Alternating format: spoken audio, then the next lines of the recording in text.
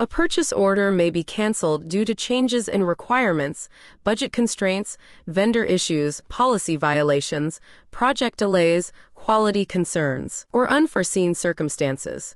To cancel a purchase order, follow the following steps. Navigate to the procurement module and select Purchase Orders. You will be redirected to the Purchase Orders panel.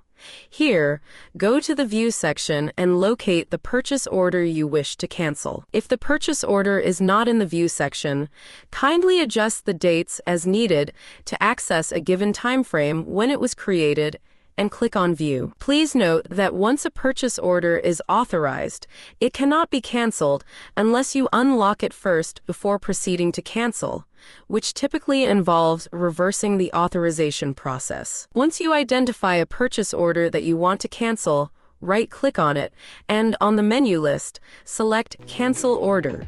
Confirm by selecting OK on the prompt that appears. On the window pop-up, the system will display the purchase order number, which uniquely identifies a transaction. Enter the reason for cancellation and click on the Cancel Purchase Order button as shown to successfully cancel the purchase order.